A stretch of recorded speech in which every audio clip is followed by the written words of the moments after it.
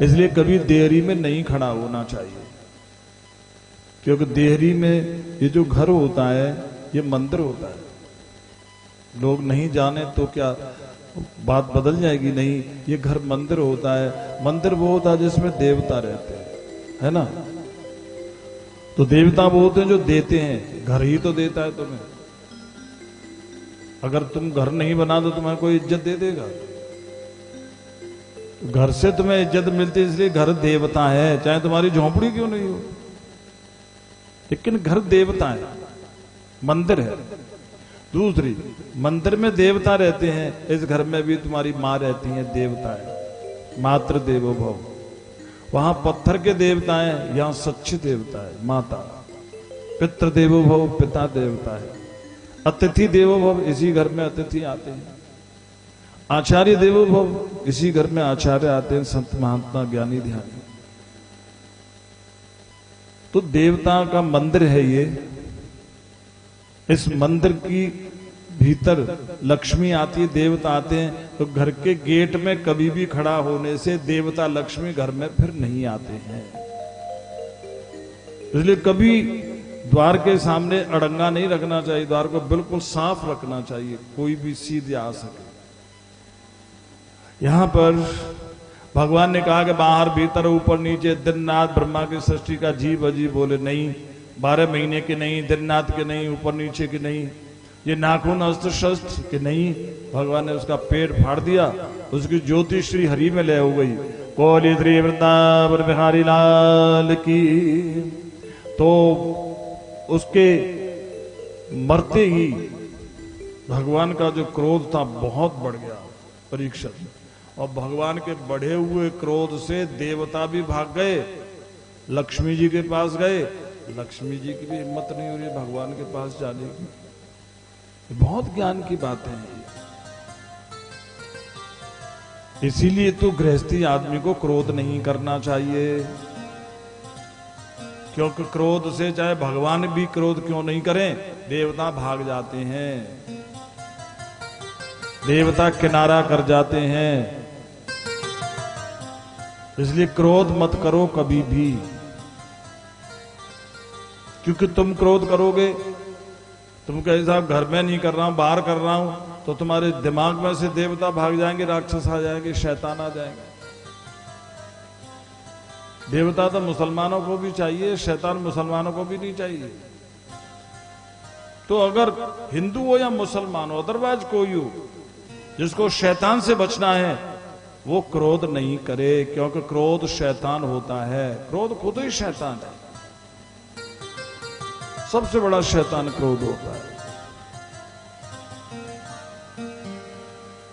देवता भाग गए, लक्ष्मी भी भाग गई। जो क्रोध करता है, जिस घर में क्रोध होता है, कलेश होता है, वहां से देवता लक्ष्मी किनारा कर जाते हैं। जहाँ सुमति तहाँ संपत्ति नाना, सुमति तहाँ संपत्ति नाना, जहाँ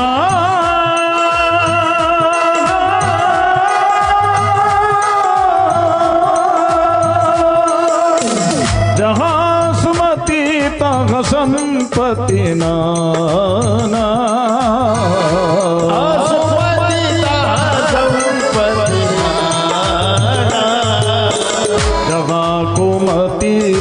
विपत्ति निधाना,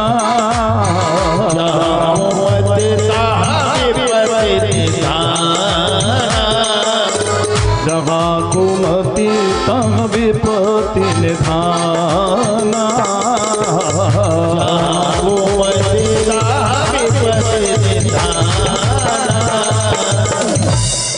हमेशा शांति पूर्वक रहे। देवता लक्ष्मी सब प्रहलाद की शरण में गए। प्रहलाद जी ने भगवान के लिए दंडवत किया तो भगवान का क्रोध समाप्त हो गया। अगर तुम्हारा दिमाग क्रोध से नहीं बच रहा है, ये बहुत बड़ा ब्रह्मास्त्र है क्रोध को खत्म करने का, लेकिन इसके लिए बहुत बहुत बड़ी बुद्धि चाहिए, बहुत बड़ी। जब भी तुम्हें क्रोध आए ना, जब भी क्रोध आए झुकना सीख लो बस, अकड़ना नहीं है। जब क्रोध अकड़े बिना नहीं आता। यहां कहो कि अकड़ का दूसरा नाम क्रोध है। आप क्रोध को मत रोको, लेकिन अकड़ना मत, ऐंठना मत। और क्रोध करो लेकिन भौं मत सिकोड़ना। ये ध्यान की बात है। ध्यान में दोनों भौं के बीच में भ्रकुटी पर ध्यान किया जाता है। माने जब क्रोध आता है तो भौं टेढ़ी हो जाती है, इसलिए भौं पर ध्यान रखिए। आप क्रोध करो चाहे कुछ भी करो, लेकिन भौं टेढ़ी नहीं करनी है, भौं सिकोड़नी नहीं है। भ्रकुटी विलास सृष्टि लय होई, भ्रकुटी विलास सृष्टि लय होई, भ्रकुटी